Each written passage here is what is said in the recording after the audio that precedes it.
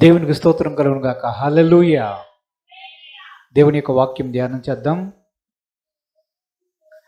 కీర్తనల గ్రంథం 101వ కీర్తన 6-7 వచనాలు చదువుకుందాం.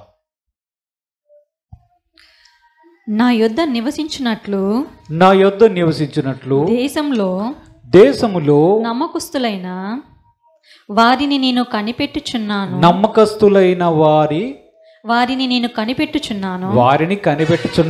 నిర్దోష మార్గమందు నడుచువారు నాకు పరిచారకులగుదురు. మోసము చేయువాడు నా ఇంట నివసింపరాదు. అబద్ధములాడువాడు నా కన్నుల ఎదుట నిలవడు. ప్రార్థన చేద్దాం. పరిశుద్ధుడైన తండ్రి, మా ప్రభువా రక్షకుడా యేసయ్య, మీ పాదాలు కొందనాలయ్యా. వాక్యమైన దేవా, మీరు మాతో మాట్లాడమని వేడుకొంచున్నాం. నీ వాక్యంలో ఉన్నటువంటి సత్యమును, సారాంశమును గ్రహించలాగన మా హృదయాలను తెరవచేయమని, మీరు మాట్లాడమని యేసుక్రీస్తు పరిశుద్ధ నామమున వేడుకొంచున్నాము తండ్రి. ఆమేన్. హల్లెలూయా, హల్లెలూయా. కీర్తన గ్రంథము 101వ అధ్యాయం 6-7 వచనాల్లో మనం ఏం చూసాం?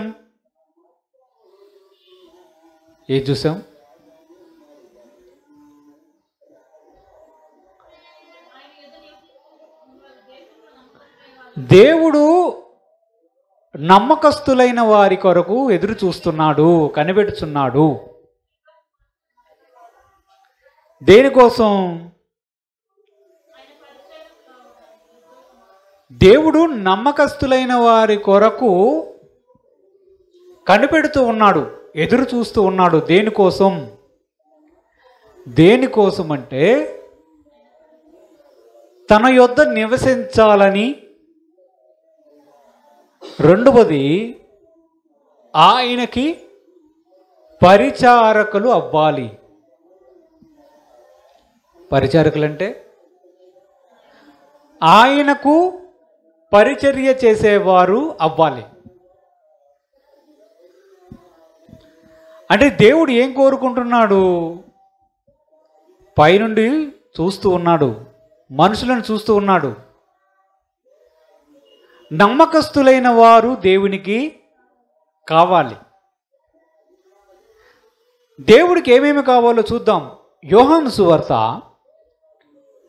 4వ అధ్యాయం 21-24 వచనాలు కూడా చదువుదాం.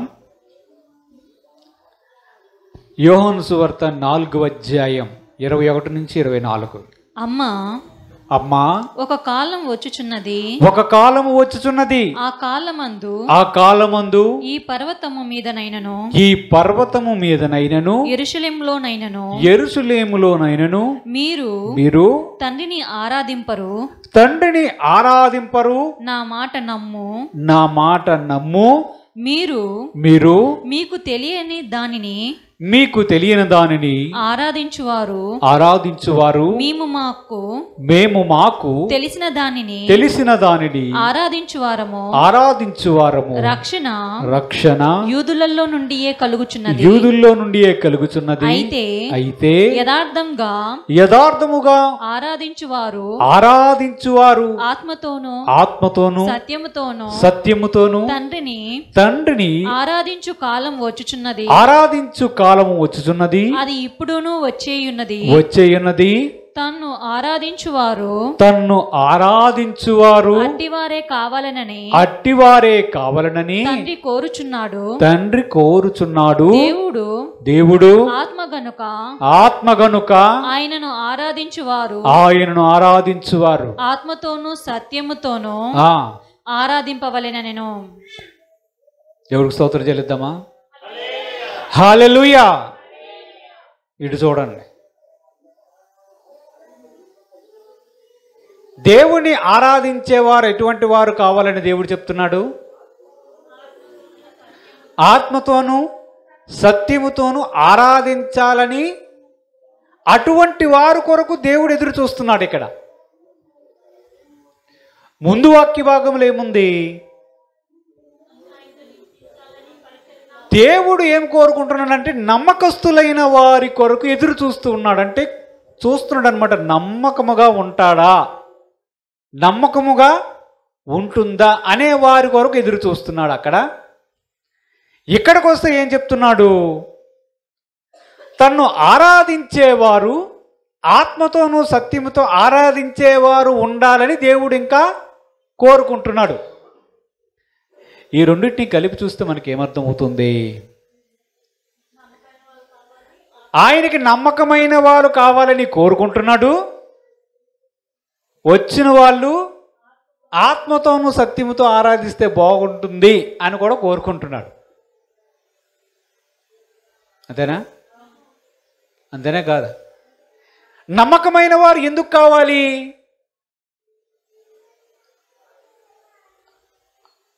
इसमें देखिए బైబిల్ में क्या लिखा?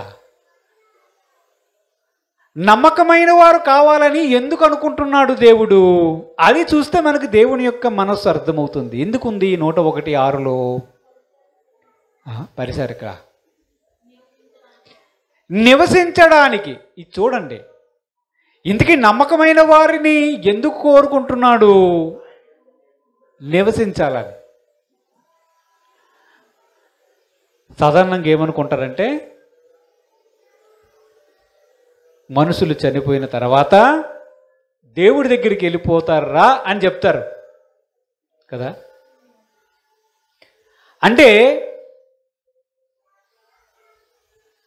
మనుషులకి కోరిక ఎక్కువగా ఉన్నట్లుగా మనకు కనిపిస్తుంది ఆ మాటల్లో. నాన్న దేవుడి దగ్గరికి వెళ్ళిపోయాడు, తాత దేవుడి దగ్గరికి వెళ్ళిపోయాడు, ఇలాగూ చెప్తారు కదా. ఇంతకీ కోరిక ఎవరికి ఉంది? తన యొద్ద నివసించినట్లు ఆయన కోరుకుంటున్నాడు. అలాంటి వారి కోసం వెతుకుతూ ఉంటాడు అన్నమాట దేవుడు. నమ్మకస్తులు, నమ్మకమైన వారి కొరకు ఎదురు చూస్తున్నాడు. అంటే కోరిక మనుషులకు కాదు, దేవుడికే ఎక్కువగా ఉంది. దేవుడి యొద్ద మొదటి నుంచి చూస్తే మనం చూద్దాం దేవుని యొక్క వాక్యంలో. యోహాను సువార్త 14వ అధ్యాయం 1 నుంచి 5 వచనాలు చూద్దాం. అసలు దేవుడికి ఎక్కువ కోరుకుందో మనకి ఎక్కువ కోరుకుంటుందో? మీ హృదయమును కలవరపడని మీ హృదయములను కలవరపడనీయకుడి. దేవుని యందు విశ్వాసముంచుచున్నారు, నా యందును విశ్వాసముంచుడి. నా తండ్రి ఇంట అనేక నివాసములు కలవు. లేని ఎడల మీతో చెప్పుదును. మీకు స్థలము సిద్ధపరచ వెళ్ళుచున్నాను. నేను వెళ్ళి మీకు స్థలము సిద్ధపరిచిన ఎడల నేనుండు స్థలంలో మీరును ఉండులాగున మరలా వచ్చి నా యుద్ధ నుండుటకు మిమ్మును తీసుకొని పోవుదు. నేను వెళ్ళుచున్న స్థలమునకు మార్గము మీకు తెలియనని చెప్పాను. చాలు. ఏం చెప్తున్నాడు యేసు ప్రభు వారు శిష్యులతోనే కాదు మనందరికి కూడా ఆ వాక్యం వర్తిస్తుంది. ఏం చెప్తున్నాడు? నాకు తండ్రికి ఇల్లు ఉంది. జాగ్రత్తగా ఆలోచనలు చేయాలి మనం. ఏముంది? తండ్రికి ఇల్లుందా, ఇల్లున్నాయా? వాక్యంలో చూడండి ఏముంది? ఇల్లుందా, ఇల్లున్నాయా? ఆహా. మళ్ళా చూడండి, నా తండ్రి ఇంట అనేక నివాసములు కలవు. అంటే ఇల్లు ఎన్నున్నాయి? ఆహా. మీకు స్థలము సిద్ధపరచ వెళుచున్నాను. నా తండ్రి ఇంట అనేక నివాసములు కలవు. ఇంతకు ఇల్లులు ఎన్ని? దేవుడికి స్తోత్రం కలుగును గాక. హల్లెలూయా. తండ్రి ఇల్లు ఒకటే. ఆ ఇంటిలో నివాసములు అనేకమైన ఉన్నాయి. అక్కడ స్థలము సిద్ధపరచ వెళ్ళుచున్నాను అని ప్రభువారు చెప్పారు. ఎందుకు చెప్పారు? నా యొద్దకు వచ్చి మీరు ఉండాలని మీతో నేను నివసించాలని అనుకుంటున్నాను అని చెప్తున్నాడు. అన్నాడా లేదా? అంటే ఎవరి కోరిక ఎక్కువ ఉంది? దేవునికే మనుషులతో ఉండాలన్న కోరిక ఎక్కువగా కనిపిస్తుంది. అంతేనా? అందుకే ప్రభు చెప్తున్నాడు, నా యొద్ద నివసించినట్లు నమ్మకమైన వారు ఎవరైనా ఉన్నారా అని దేవుడు కనిపెడుతూ ఉన్నాడంట. ఎందుకంటే ఆయనకు ఆ కోరిక ఎక్కువ. తనతో ఉండాలన్న కోరిక దేవునికి అధికముగా ఉంటుంది. దేవుని యొక్క వాక్యములు మనం చూద్దాం. అదే యోహాను సువార్త 14వ అధ్యాయంలోనే 23-24 వచనాలు చదువుకుందాం. 14వ అధ్యాయం 23-24 వచనాలు చదువుతాం. యేసు ఒకడు నన్ను ప్రేమించిన ఎడల వాడు నా మాట గైకొనును అప్పుడు నా తండ్రి వానిని ప్రేమించును మేము వాని యొద్దకు వచ్చి వాని యొద్ద నివాసము చేతుము. నన్ను ప్రేమింపని వాడు నా మాటలు గైకొనడు. మీరు వినుచున్న మాట నా మాట కాదు, నన్ను పంపిన తండ్రిదే. దేవుడికి స్తోత్రం. ప్రభు మరలా చెప్తున్నారు, ఒకడు నన్ను ప్రేమిస్తే మేము వాని యొద్దకు వచ్చి నివాసము చేతుము. చూస్తున్నారా? అంటే తండ్రి, కుమారుడు, పరిశుద్ధాత్మ ముగ్గురు కూడా వచ్చి మనుషులతో నివసించాలని కోరుకుంటున్నారు. దీనికి కావాల్సింది ఏంటి? కీర్తనలు 101:6 ఏమని చెప్తున్నాడు? నమ్మకమైన వారు ఉన్నారా నా యొద్ద నివసించినట్లు అడుగుతున్నాడు. అంటే ఆయన వెతుకుతున్నది నమ్మకమైన వారి కొరకు. ఎందుకోసం అంటే తన యొద్ద నివసించాలి. తన యొద్ద నివసించాలి అంటే ఆయన మనతో ఉండాలన్న కోరిక గురించి ఆయన చెప్తూ ఉన్నాడు. మనమందరూ కూడా ఆ నివాసములో ఉండవలసిన వారమై ఉన్నాము. ఇందుకే దేవుని ఇల్లు అంటే ఏంటి? ఎక్కడుంది ఇల్లు? ఎక్కడుంది? దేవుని యొక్క వాక్యంలో చూద్దాం. గలతీ పత్రిక 6వ అధ్యాయం 10వ వచనాన్ని ఒకసారి చదువుకుందాం. గలతీ పత్రిక 6వ అధ్యాయం 10వ వచనం. కాబట్టి మనకు సమయము దొరికిన కొలది అందరి ఎడలను విశేషంగా విశ్వాస గృహమునకు చేరిన వారి ఎడలను మేము చేయుదము, మేలు చేయుదము. ఏం గృహం ఇది? విశ్వాస గృహం. ఇది ఎక్కడుంది?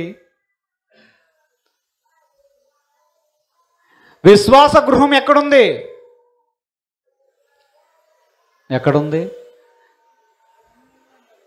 మనమందరము విశ్వాసం అనే గృహమునకు చేరిన వారం. ఈ గృహంలో ఎవరెవరు ఉంటారు? దేవుణ్ణి నమ్మిన వారు, వెంబడించిన వారు ఆ గృహానికి చేరారు. దేవుని యొక్క వాక్యం ఏం సెలవిస్తుంది? తుదమట్టుకు మీరు నమ్మకంగా ఉంటే మీరే ఆయన ఇల్లు. అంతేనా? మనమేనా ఆయన ఇల్లు? అంటే ఇల్లు ఎక్కడుంది? ఇక్కడుందా? పరలోకంలో ఉందా? ఇల్లు ఎక్కడుంది? ఇక్కడుందా? పరలోకంలో ఉందా? ఇప్పుడు మనం ఇల్లుల గురించి, నివాస గృహముల గురించి మాట్లాడుకుంటున్నాం. ఎక్కడున్నాయి? ఊడేళ్ళు. This is not Jagananna scheme. మన ఇల్లు, మన పట్టణం ఏది? పరలోకం. మన దేశం ఏమిటి? పరదేశులము ప్రియులారా. మన దేశం ఏమిటి? పరదేశం. మన పట్టణం పరలోక పట్టణం. మనం ఇక్కడ యాత్రికులం విత్ ఆధార్ కార్డ్. కానీ మనం చూడవలసింది ఏంటంటే 2 రకాల ఇల్లులు కనిపిస్తున్నాయి.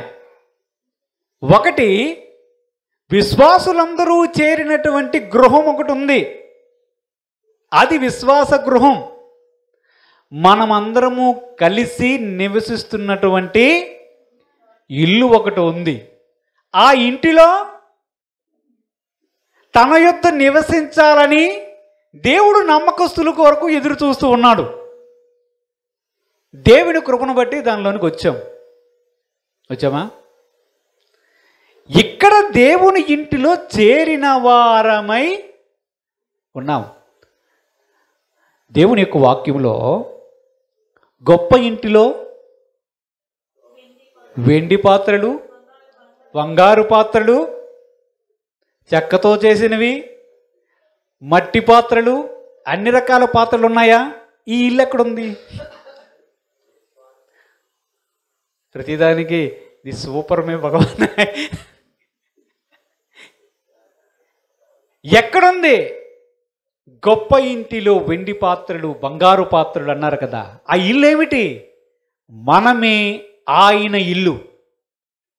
ఇక్కడ ఏమిటంటే, ఒకడు నన్ను ప్రేమిస్తే మేము వాని యొద్దకు నివాసము చేయడానికి వస్తాము అని చెప్పాడు. అంటే వ్యక్తిగతముగా యేసుక్రీస్తునందు విశ్వాసం ఉంచిన వారి యొద్ద కూడా దేవుడు వచ్చి నివసించాలని కోరుకుంటున్నాడు.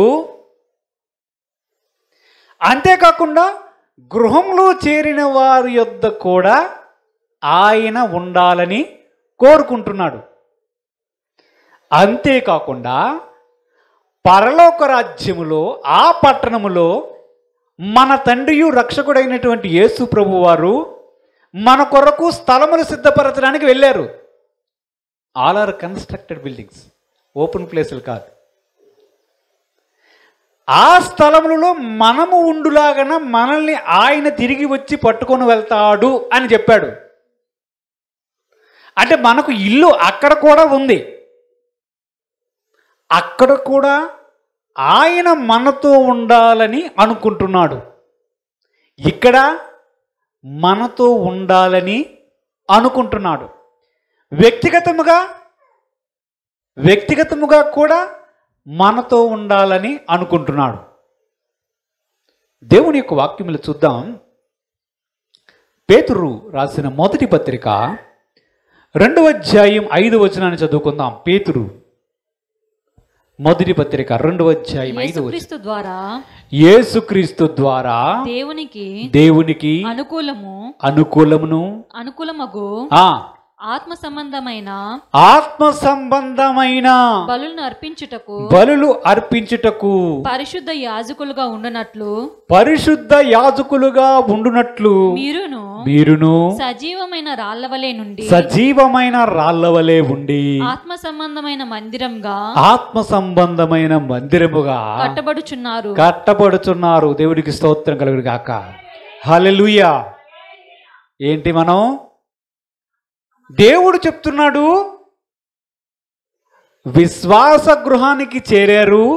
గృహమే కాదు, మీరందరూ ఒక్కొక్క సజీవమైన రాయి. దానికి మూల తలరాయి ఎవరు? యేసుక్రీస్తు ప్రభువారు ఆ మందిరానికి మూలరాయి, ఫౌండేషన్ స్టోన్. మనమందరము ఆ మందిరము కట్టబడుతున్న దానిలో సజీవమైన రాళ్ళం. అంటే మనం ఎవరమై ఉన్నాము?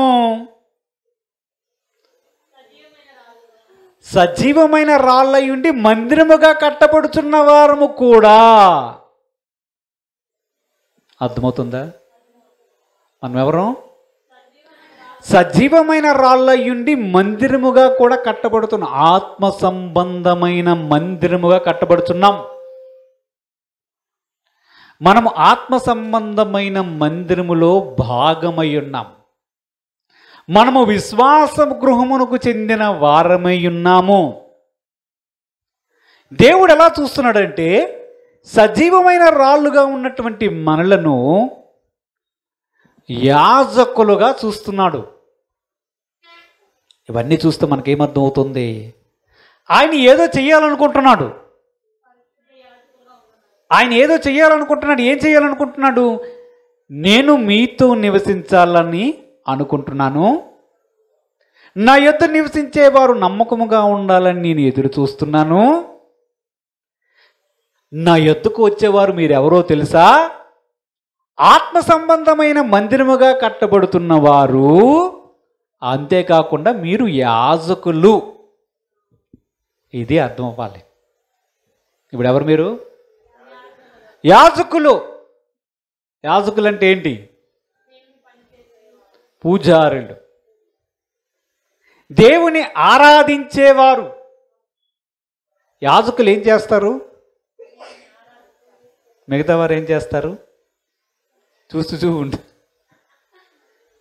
మనము దేవుని ఆరాధించేవారము. మీకు ఒక కంప్లీట్ పిక్చర్ ఒకటి అర్థం అవ్వాలి. తన యొద్దకు మనల్ని తీసుకుని వస్తున్నాడు. నా యొద్ద నివసించాలని అడుగుతున్నాడు. ఒకవైపు నుంచి మీరు సజీవమైన రాళ్ళు, ఆత్మ సంబంధమైన మందిరంగా కట్టబడుతున్నారు అంటున్నాడు. ఇంకొక వైపు మీరందరూ విశ్వాస గృహమునకు వచ్చారు, మీరే ఆ ఇల్లు అంటున్నాడు. నేను మీతో నివసించులాగున మీరందరూ నమ్మకంగా ఉండండి అంటున్నాడు. అంటే ఆ ఇంటిలోనైనా ఆ మందిరములోనైనా మనము ఉన్నాము. మనము ఎవరమో మనం గుర్తించాలి. మనం ఎవరు? సజీవమైన రాళ్ళయుండి దేవునికి యాజకులుగా ఉండబడిన వ్యక్తులము. కీర్తనలు 101:6 101:6 మరలా చదువుకుందాం. నా యొద్ద నివసించున్నట్లు దేశములో నమ్మకస్తులైన వారిని నేను కనిపెడుతున్నాను. నిర్దోష మార్గమందు నడుచువారు నాకు పరిచరకులగుదురు. చూసారా? ఆ ఇంటిలోకి చేరిన వారు ఏం చెయ్యాలి? పరిచారకులు అగుతారు. పరిచారకులు అంటే మినిస్టర్స్. ఏంటి? ఆ మినిస్టర్ కాదు, దేవుని సేవకు చెందినటువంటి మినిస్టర్. పరిచర్య చేసేవారు. పరిచర్య ఎవరు చేస్తారు? యాజకులు చేస్తారు. అంటే ఆయన ఏదో చెప్పాలనుకుంటున్నాడు. ఇదే గృహం, మీరు మందిరం, ఆ మందిరములో మీరు యాజకులు, పరిచారకులై ఉన్నారు అని ఇప్పుడు యోహాను సువార్త 4:21-24 మనం చదువుకునేటప్పుడు అక్కడ ఏం కనిపిస్తుంది? అమ్మా, ఇంకొక సమయం వస్తుంది. ఆ సమయంలో ఆ కొండ మీద ఆరాధించేవారు కాదు, మీకొక విషయాన్ని చెప్తున్నాను, అర్థం చేసుకో అని సమరయ స్త్రీతో యేసు ప్రభు వారు చెప్తున్నారు. తండ్రిని ఆరాధించువారు ఆత్మతోనూ సత్యముతోనూ ఆరాధించేవారు కావాలి. అలాంటి కాలం వస్తున్నది. ఆత్మ సంబంధమైనటువంటి యాజకులు మీరు గనుక, ఆత్మ సంబంధమైన యాజకులు గనక మీరేం చేయాలి? యాజకులుగా ఆత్మ సంబంధముగానే దేవుని ఆరాధించాలి. ఆత్మతోనూ సత్యముతోనూ దేవుని ఆరాధించాలి అని చెప్తున్నాడు. ఆత్మతోనూ సత్యముతోనూ ఎలాగ ఆరాధిస్తాం? దేవుని యొక్క వాక్యములో చూస్తే దేవుడు చెప్తాడు, ఆత్మతోనూ సత్యముతోనూ ఆరాధించేవారు ఎవరు అంటే పరిశుద్ధమైనటువంటి యాజకులైనటువంటి మనమే. దేవుని యొక్క వాక్యంలో చూద్దాం. ప్రకటన గ్రంథం 1:6 చూద్దాం. ప్రకటన గ్రంథం 1:6. మనలను ప్రేమించుచు తన రక్తము వలన మన పాపముల నుండి మనల్ని విడిపించిన వానికి మహిమయు ప్రభావమును యుగయుగములు కలుగునుగాక. ఆమేన్. ఆయన మనలను తన తండ్రియగు దేవునికి ఒక రాజ్యముగాను యాజకులుగాను చేసెను. చూడండి ఏం చేస్తున్నాడు మళ్ళా ప్రభువు మనకేం చెప్తున్నాడు? మనము ఒక రాజ్యముగాను యాజకులుగాను చేస్తున్నాడు. ఇందాకేమనుకున్నాం? విశ్వాస గృహముగాను చేస్తున్నాడు అని కనిపించింది. ఇంకా చూస్తే దేవుని సంఘముగా ఉన్నాము. జీవము గల దేవుని సంఘములో చేరిన వారం. అసలు మందిరం అంటే ఏంటి? మందిరం అంటే మొదటి తిమోతి పత్రిక 3వ అధ్యాయం 14-15 వచనాలు చూద్దాం. శీఘ్రముగా నీ యొద్దకు వత్తునని నిరీక్షించుచున్నాను.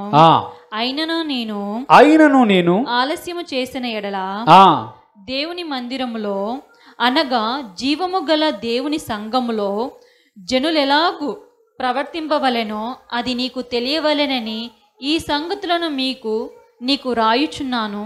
ఆ సంఘము సత్యమునకు స్తంభమును ఆధారమునై ఉన్నది.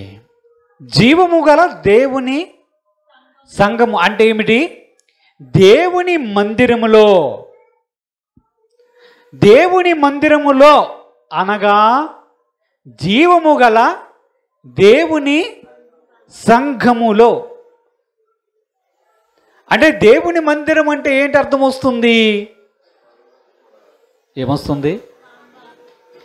జీవము గల దేవుని సంఘమని అర్థం వస్తుంది.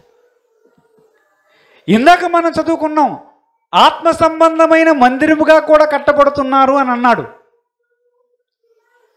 ఆ మందిరం ఎక్కడుంది?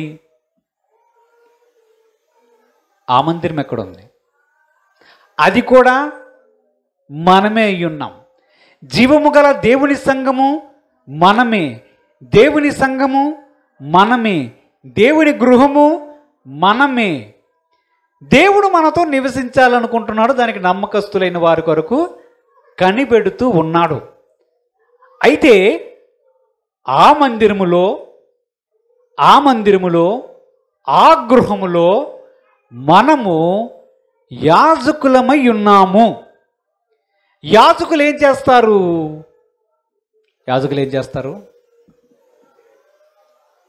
పరిచర్య చేస్తారు, బలులను అర్పిస్తారు, దేవుని ఆరాధన చేస్తారు. దేవుడికి స్తోత్రం చెల్లిద్దాం. హల్లెలూయా. అంటే మనం ఏం చెయ్యాలి? మనము కూడా దేవునికి బలి అర్పించవలసిన వారమై ఉన్నాం. అది పాయింట్. మనము కూడా దేవునికి పరిచర్య చేయవలసిన వారమై ఉన్నాం. ఎందుకంటే మీరు యాజకులు కనుక. మనము కూడా దేవుని ఆరాధించవలసి ఉన్నది. ఎందుకంటే ఆత్మ సంబంధమైనటువంటి మందిరముగా కట్టబడుతున్నటువంటి మనము ఆత్మతోనూ సత్యముతోనూ దేవుని ఆరాధించాలి అని దేవుడు కోరుకుంటున్నాడు కనుక. అంతేనా? అర్థమైందా? దేవుడికి స్తోత్రం కలుగును గాక. హల్లెలూయా. ఇంతకీ ఆరాధించడం అంటే ఏమిటి?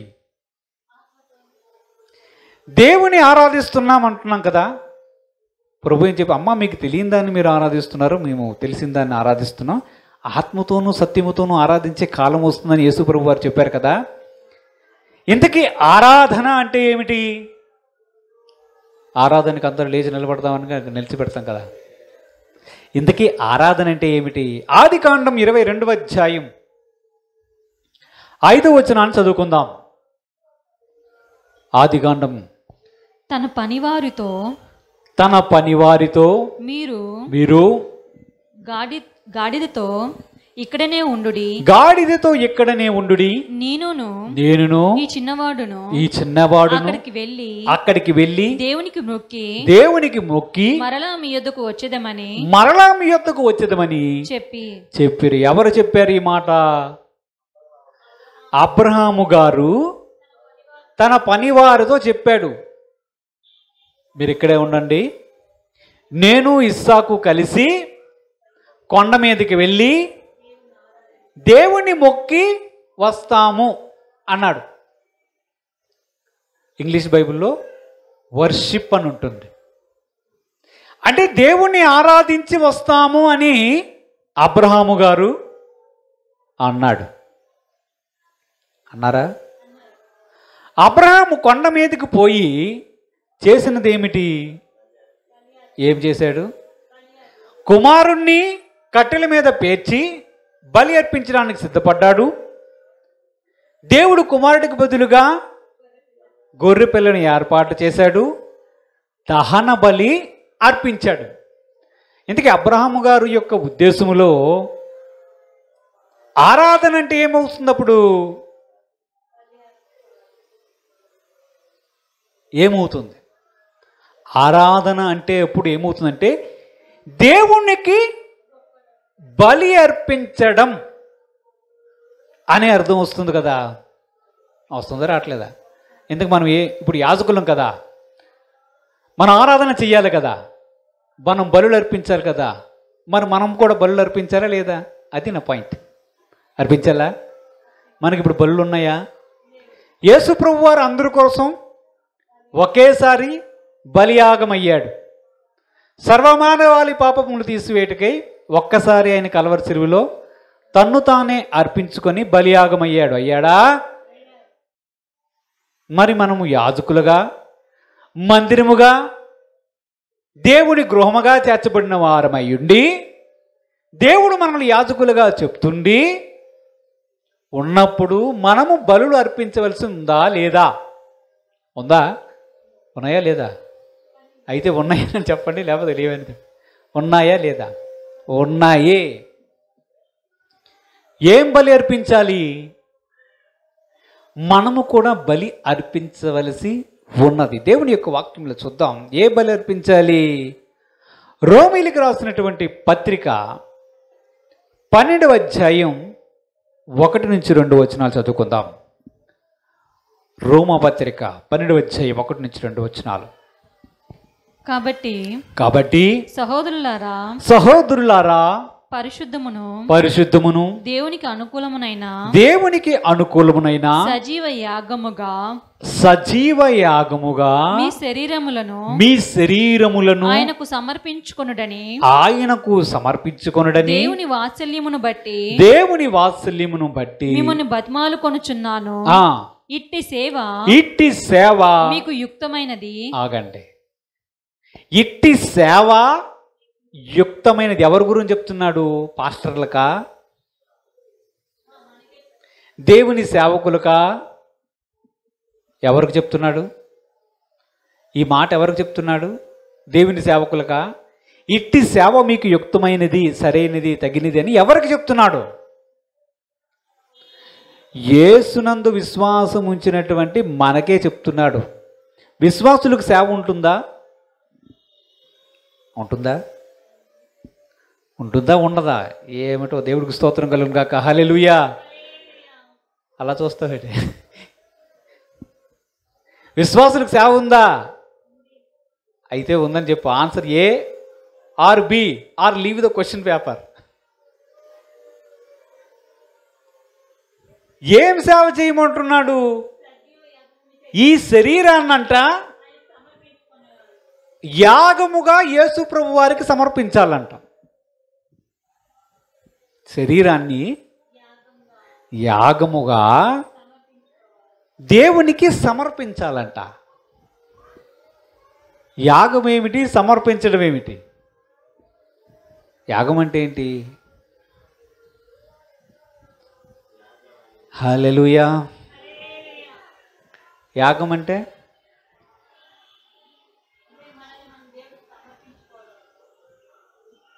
సమర్పణ చేసుకోవడం. అంటే ఈ శరీరాన్ని తీసుకుని వెళ్ళి పూర్తిగా యాగముగా దేవునికి సమర్పించాలి. ఇది ఆత్మానుసారమైనటువంటి బలి. మయ ఈ ఆత్మానుసారమైన బలి చేయడం అనేది సేవ. నా యొద్ద నివసించువారు నమ్మకమైన వారు కావాలని వెతుకుచు వారు నాకు పరిచారకులగుతారు అన్నాడు కదా. సేవకులు అవుతారు అన్నాడా? అన్నాడా లేదా? అంటే అన్నాడులే, అన్నాడు. అంటే ఆ సేవ ఒకటి మనం చేయవలసి ఉన్నది. ఆ సేవ ఏంటో తెలుసా? మొదటగా మన శరీరాన్ని, దేహాన్ని సజీవముగా దేవునికి సమర్పించాలి. ఇది చేస్తే మీరు యాజకులు చేయవలసినటువంటి మొదటి ఆత్మానుసారమైన బలి అర్పణ చేసిన వారు. చేశారా? ఇది ఇప్పుడు పాయింట్. చేశామా లేదా? ఇంకా నా దేహం మీద ఎవరికి అధికారం లేదు, కేవలము ప్రభువుకు మాత్రమే అని నిశ్చయించుకున్నారా? మనసులో నిశ్చయించుకున్నారా? దేవునికి సమర్పించారా? సందేహముగా. దేవునికి సజీవ యాగముగా సమర్పించుకోవాలి అని అంటే దాని ఉద్దేశం ఏంటంటే, శరీరాన్ని సమర్పించుకోవాలంటే ముక్కలు ముక్కలు కట్ చేసి కైమాలాగా పోసేయడం కాదు. ఈ దేహముతో చేయవలసినటువంటి వాటిని ఈ లోకానుసారముగా అనుసరింపక మన ప్రతి అవయవమును ద్వారా దేవునికి సమర్పించగలగాలి. కళ్ళును దేవునికి సమర్పించాలి, ఆలోచనలు దేవునికి సమర్పించగలగాలి, చేతులను దేవునికి సమర్పించగలగాలి, నాలుకను దేవునికి సమర్పించగలగాలి. ఇంకా వివరించుకుంటూ పోతే సర్వదేహాన్ని దేవునికి సమర్పించాలి. యేసు ప్రభు దగ్గరికి వచ్చిన వారికి ఈ సేవ ఉన్నది. ఎందుకంటే విశ్వాస గృహములో చేరిన పరిశుద్ధమైన యాజకులు మీరు. దేవునికి ఈ సమర్పణ చేయనివాడు ఆత్మ సంబంధమైన బలిని అర్పించని వానితో సమానమవుతుంది. వారి సేవ ఇంకనూ సంపూర్ణము కాలేదు. అబ్రహాము గారు మొరియా పర్వతం ఎక్కుతునేటప్పుడు పరిచారకులతో చెప్తున్నాడు, మీరు ఇక్కడే ఉండండి, నేనును ఈ చిన్నవాడు ఇస్సాకు కలిసి పైకి వెళ్ళి దేవుణ్ణి మొక్కి వస్తాము అంటే ఆరాధించడములో బలి అర్పించడము అనే భాగము కూడా ఉన్నది. ఇంకా దేవుని యొక్క వాక్యంలో చూద్దాం. కీర్తన గ్రంథం 95వ అధ్యాయం 6వ వచనాన్ని చదువుకుందాం. కీర్తన గ్రంథం 95వ అధ్యాయం 6వ వచనం చదువుకుందాం. ఆయన మన దేవుడు, మనము ఆయన పాలించు ప్రజలము, ఆయన మేపు గొర్రెలము, రండి నమస్కారము చేసి సాగిలపడదుము. నమస్కారము చేయడం అంటే ఇందాకేముంది? నమస్కారం చేయడం అంటే వర్షిప్, ఆరాధన. అంటే ఆరాధనలో ఏముంది? నమస్కారం చేయడం ఉంది. సాగిలపడి వంగి దేవునికి మ్రొక్కడం అనే అర్థం ఉంది. సాగిలపడడం ఎప్పుడు చేస్తాను చెప్పండి? సాగిలపడడం అంటే ఏమిటో ఇక తెలుగు డిక్షనరీ కొనవలసి వచ్చును. సాగిలపడడం అనగా ఏమిటో? సాష్టాంగ పడడం అంటే ఏమిటి? మనకు తెలుగు తెలియదు, ఇంగ్లీషు రాదు. సాష్టాంగపడి నమస్కారం చేయడం అనేది కూడా ఆరాధనలో భాగముగా ఉంది. అంటే ఏంటి? సాష్టాంగపడడం అంటే ఏంటి? ప్రతి అంగము, ప్రతి అవయవం కూడా భూమికి తాకునట్లుగా నాయన నీవే దిక్కు అని చెప్పి ప్రోస్టేటింగ్ యువర్ సెల్ఫ్ బిఫోర్ గాడ్ అని అర్థం. అంటే పూర్తిగా ఆయన ముందు సాగిలిపడి నమస్కారం చేయడం అని అర్థం. అంటే ఏంటి? పూర్తిగా ఆయనకు విధేయుడై ఉండడం అని అర్థం. ఇంక నీవు తప్ప నాకు దిక్కు లేదని చెప్పగలగడం అనేది కూడా వంగి నమస్కారము చేయడంలో ఉన్నది. ఆరాధనలో నీవు తప్ప నాకు వేరే దిక్కు లేదు ప్రభువా అని పూర్తిగా తన్ను తాను దేవుని ముందు సమర్పించుకోవడం కూడా ఉన్నది. ఉందా? ఉంటుంది. ప్రకటన గ్రంథం 4వ అధ్యాయం. ప్రకటన గ్రంథం 4వ అధ్యాయం 10 నుంచి 11 వచనాలు చదువుకుందాం. ప్రకటన గ్రంథం 4వ అధ్యాయం. ఆ 20 నలుగురు పెద్దలు సింహాసనమునందు ఆసీనుడైయుండు వానిని ఎదుట సాగిలపడి యుగయుగములు జీవించుచున్న వానికి నమస్కారము చేయుచు ప్రభువా మా దేవా నీవు సమస్తమును సృష్టించితివి నీ చిత్తమును బట్టి అవి ఉండెను దానిని బట్టి సృష్టింపబడిన గనుక నీవే మహిమ ఘనత ప్రభావములు పొందనర్హుడవని చెప్పుచు తమ కిరీటములను ఆ సింహాసనం ఎదుట వేసిరి. ఎవరు వీళ్ళు?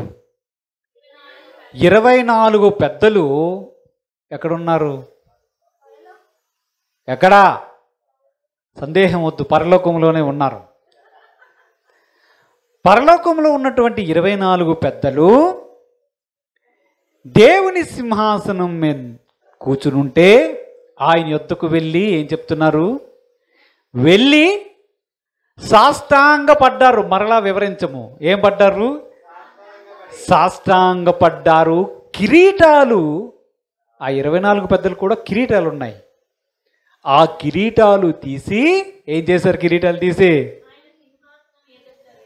ఆ సింహాసనం మీద ప్రభు వారు కూర్చుంటే ఆ సింహాసనాలు తీసి ప్రభు యొక్క పాదాల దగ్గర పెట్టి సాష్టాంగపడి దేవునికి నమస్కారం చేశారు. ఆరాధన పరలోకంలో ఉందా లేదా? ఉందా? హల్లెలూయా. అంటే 24 పెద్దలు కూడా దేవుణ్ణి ఆరాధిస్తున్నారు. ఆరాధనలు ఏముందో వాళ్ళు మనకు చెప్తున్నారు.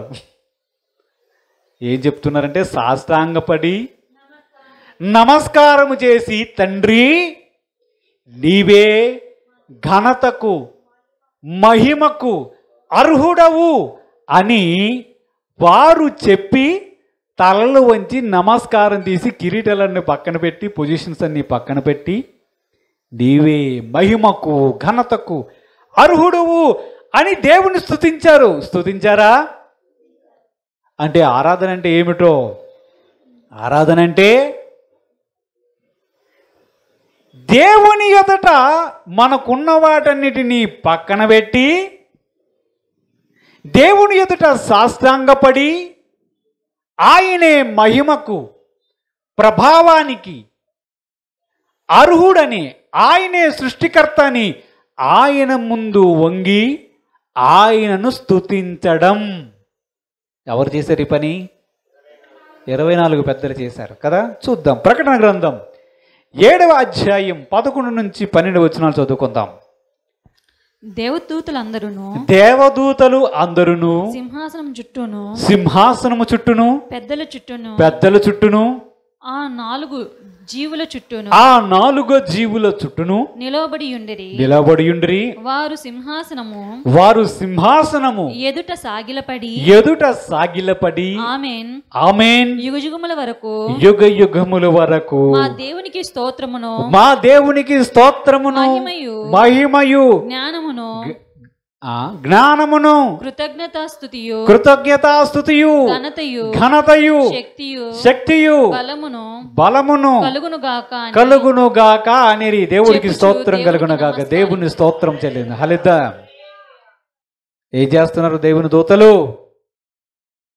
ఆ 24 పెద్దలు ఎక్కడున్నారు? సింహాసనం చుట్టూ ఉన్నారు. 4 జీవులు కూడా ఆ సింహాసనం దగ్గరే ఉన్నాయి. దేవదూతలు ఎక్కడున్నారు? వీరందరినీ చుట్టి ఉంటే దేవదూతలు ఏం చేస్తున్నారంటే వారు కూడా ఏం చేశారు? సరిగమ ఏదో అంటున్నారు చెప్పండి. సాష్టాంగ పడ్డారు, నమస్కారము చేశారు. ఏం చేశారు వాళ్ళు? సాష్టాంగపడ్డారు, నమస్కారము చేశారు, దేవుని స్తుతిస్తున్నారు. ఘనత, మహిమ, ప్రభావములు, జ్ఞానము అంతా నీవే పొందనర్హుడు అని దేవునికి స్తోత్రం చెల్లించారు. దేవునికి స్తుతి చెల్లించారు. అంటే ఇవన్నీ చూస్తే మనకి ఏమర్థం అవ్వాలి? ఆరాధన అంటే ఏమర్థం అవ్వాలి? అబ్రహాము చేసిన గారిది కనిపించాలి. అబ్రహాము గారు ఏం చేశారు? బలి అర్పించడానికి వెళ్ళారు. మొక్కి వస్తాను అన్నాడు. దేవునికి మొక్కి వస్తాను అన్నాడు. అంటే బలి అర్పించడం ఆరాధనలో ఒక భాగం కనిపిస్తూ ఉంది. అంతేకాకుండా ఆరాధనలో సాష్టాంగపడడం కూడా ఉంది, నమస్కారం చేయడం ఉన్నది, దేవుణ్ణి ఘనపరచడం ఉన్నది, దేవుని స్తుతించడం ఉన్నది, దేవునికి గానము చేయుట కూడా ఉన్నది. ఇవన్నీ చేయడము దేవుణ్ణి ఆరాధించడంలో భాగమై ఉన్నది. ఇవన్నీ చేస్తున్నామా? సాష్టాంగ పడడం లేదు. చేస్తున్నామా? ఇవన్నీ చేస్తుంటే దేవుణ్ణి ఆరాధించే వారిలోనికి వస్తాం. ఇప్పుడు మళ్ళా మనం వద్దాం యోహాను సువార్త 4వ అధ్యాయంలోనికి వస్తే ప్రభు చెప్తున్నాడు, ఆత్మతో సత్యముతో నన్ను ఆరాధించాలి అంటాను. ఇప్పుడన్నీ ఆత్మ ద్వారా మీరు చెయ్యాలి. ఎలా చేస్తారు? చేయండి. ఆత్మతో సత్యముతో దేవుణ్ణి ఆరాధించాలి అంటే ఆత్మ సంబంధమైనటువంటి బలి అర్పించాలి. ఇందాక మనం చూసాం, ఆత్మ సంబంధమైన బలి అంటే దేహాన్ని పూర్తిగా సమర్పించుకొని లోకము నుంచి వేరే మన సర్వదేహం మీద దేవునికి అధికారాన్ని అప్పజెప్పుకోవడం అని చూసాం కదా. ఇప్పుడు పాటలు పాడాలి. దేవదూతలు పాడారా? స్తుతిగానం చేస్తారా? చేయరా? చెయ్యాలా? చేయకూడదా? పాటలు పాడాలా? పాడకూడదా? పాడాలి. ఇంకా ఏం పాడకూడదు, ఆరాధనలు లేవని అనుకోకండి. దేవుని యొక్క వాక్యములు చూస్తే మనకు తెలుస్తుంది. కొరింథీయులకు రాసినటువంటి మొదటి పత్రిక 14వ అధ్యాయం 14 నుంచి 15 వచనాలు చూద్దాం. కొరింథీయులకు రాసినటువంటి మొదటి పత్రిక 14వ అధ్యాయం. నేను భాషతో ప్రార్థన చేసిన ఎడలా నా ఆత్మ ప్రార్థన చేయును గాని నా మనసు ఫలవంతముగా ఉండదు. కాబట్టి ఆత్మతో ప్రార్థన చేతును మనస్సుతోనూ ప్రార్థన చేతును ఆత్మతో పాడుదును మనస్సుతోనూ పాడుదును. చాలు. ఏమంటున్నాడు దేవుని యొక్క వాక్యంలో ప్రభువు? భాషతో మాట్లాడువాడు ఆత్మతో మాట్లాడుతూ ఉన్నాడు. భాషతో ప్రార్థన చేయుటయు ఉన్నది, మనస్సుతో ప్రార్థన చేయుటయు ఉన్నది. ఇప్పుడు మనం కూర్చొని ప్రభువా స్తోత్రం స్తోత్రం అని చెప్తున్నాం కదా. దేంతో చేస్తున్నాం? నాలుక. కానీ నాలుక is connected with your heart, అంతేనా? అంటే మనస్సుతో దేవునికి ప్రార్థన చేయడం కనిపిస్తుంది. ఉందా? ఉందా లేదా? మనం దేంతో చేస్తాం? మనస్సుతో దేవునికి ప్రార్థన చేస్తాం. కానీ భాషతో ప్రార్థన చేయువారు వారు ఆత్మ ద్వారా ప్రార్థన చేస్తున్నారు. చూడండి, ఏంటిది? ఆత్మతో సత్యముతో దేవుణ్ణి ఆరాధించడంలో ఆత్మతో ప్రార్థన చేయుటయు ఉన్నది. ఉందా?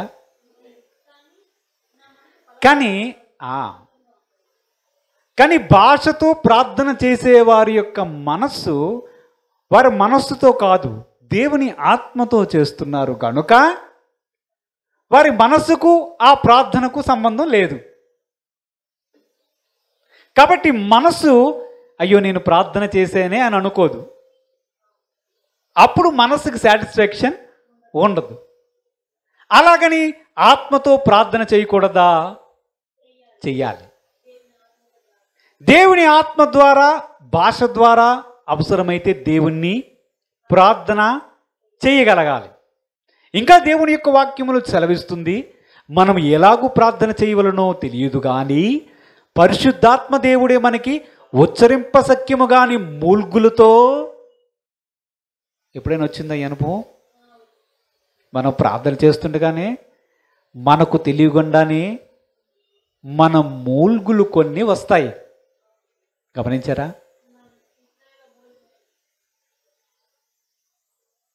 ఏ మూలుగు ఇది? ఏం మూలుగు? ఆ మూలుగు మీరు అనుకున్నది కాదు, మనం అనుకున్నది కాదు.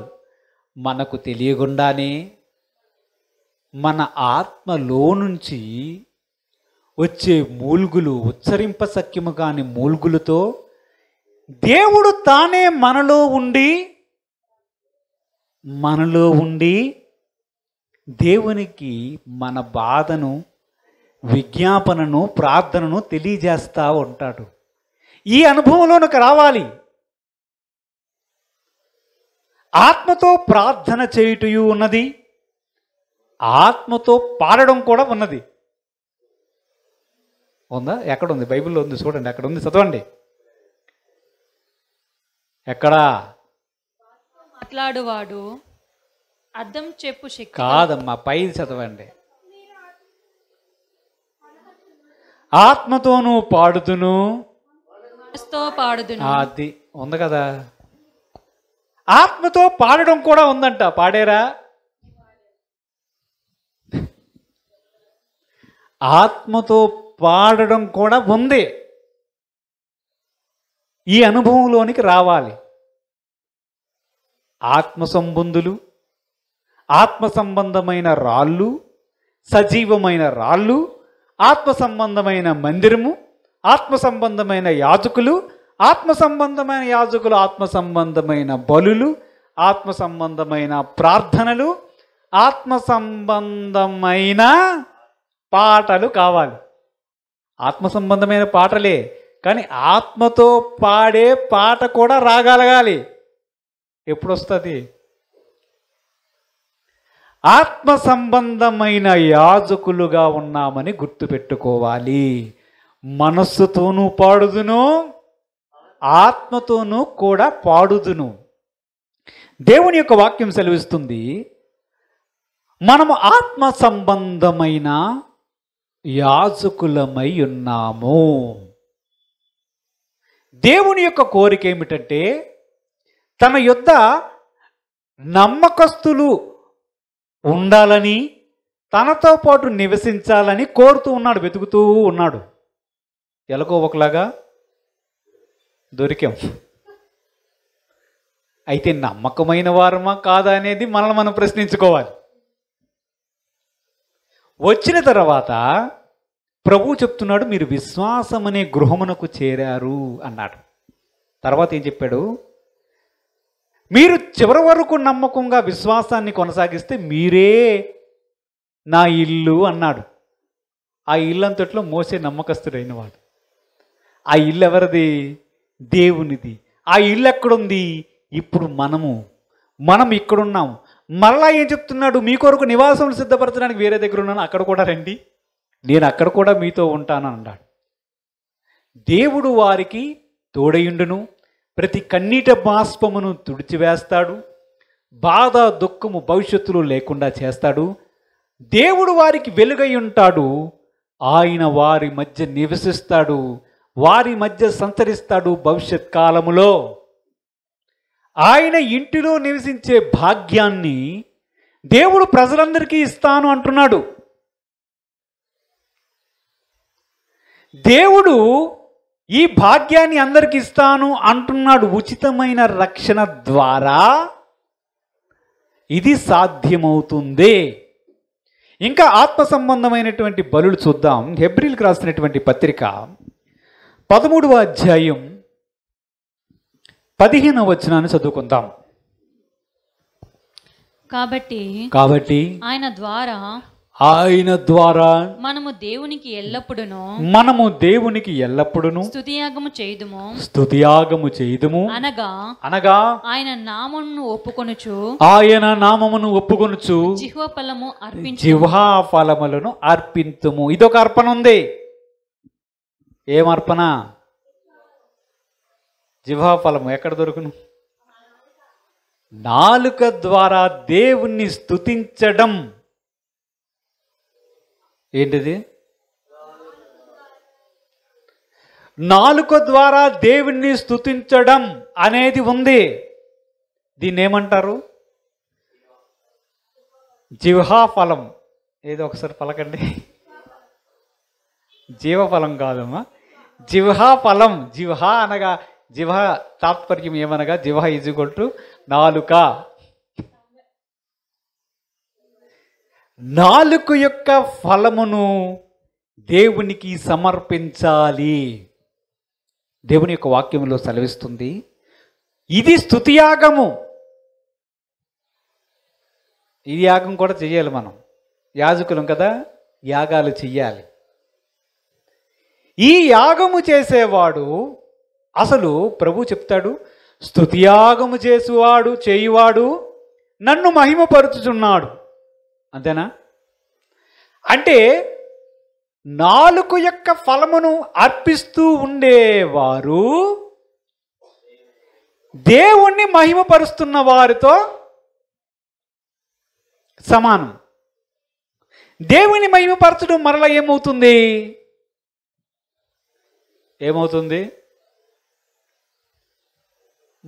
ఎంసెట్ కోచింగ్ లాగా చూస్తే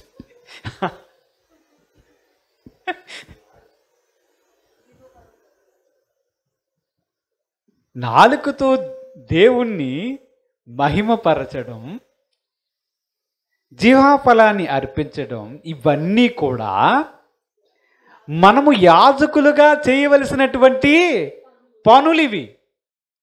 ఇప్పుడు ఫైనల్గా మనకేం అర్థం అవుతుందంటే, దేవుడు పిలుస్తున్నాడు, నమ్మకస్తులుగా ఉండాలని అంటున్నాడు.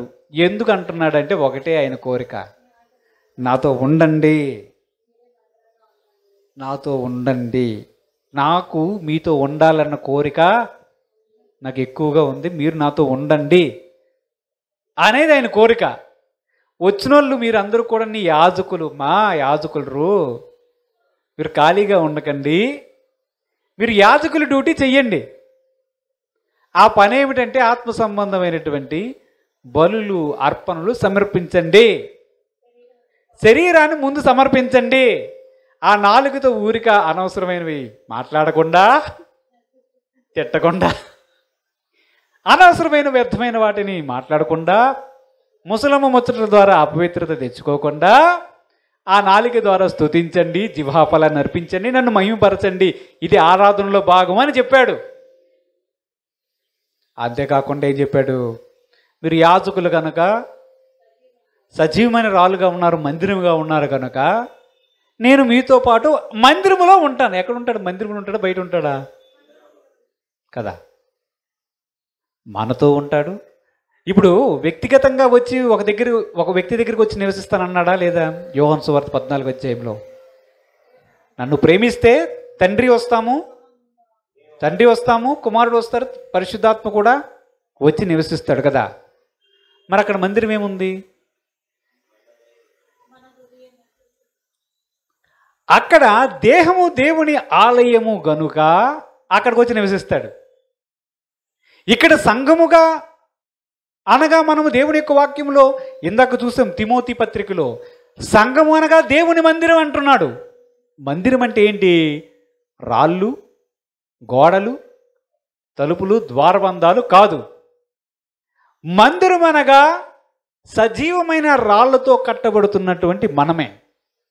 మందిరం అంటే జీవము గల సంఘము, సంఘములో చేరినటువంటి వారము, విశ్వాస గృహములో చేరిన వారము, విశ్వాస గృహములో చేరినటువంటి పరిశుద్ధ యాజకులము, సజీవమైన రాళ్ళం మనము. కాబట్టి ఆత్మ సంబంధమైన యాజకులుగా ఉన్నటువంటి మనము ఆత్మ సంబంధమైనటువంటి బలులు, అర్పణలు చేయవలసిన వారమై ఉన్నాము. దేవుడు తన పరిశుద్ధ వాక్యం దీవించుగాక. ప్రార్థన చేద్దాం. పరిశుద్ధుడైన తండ్రి, మహోన్నతుడైన దేవా, మేము ఆత్మ సంబంధమైన యాజకులుగాను రాజ్యముగాను ఉన్నాం ప్రభువా. మేము ఆత్మ సంబంధమైన బలులుగా మా దేహాలను సమర్పించాలి. మా నాలుగుతో జీవాఫలాన్ని అర్పించగలగాలి ప్రభువా. మేము ఆత్మతోను పాడగలగాలి. ఆత్మ ద్వారా ప్రభువా తండ్రి ప్రార్థన చేయగలగాలి ప్రభువా. పరిశుద్ధుడైన తండ్రి, ఇట్టి అనుభవంలోనికి వెళ్ళడానికి మా అందరికీ సహాయం చేయమని మా ప్రభువును రక్షకుడైన యేసుక్రీస్తు పరిశుద్ధ నామమున వేడుకొనుచున్నాం తండ్రి. ఆమేన్.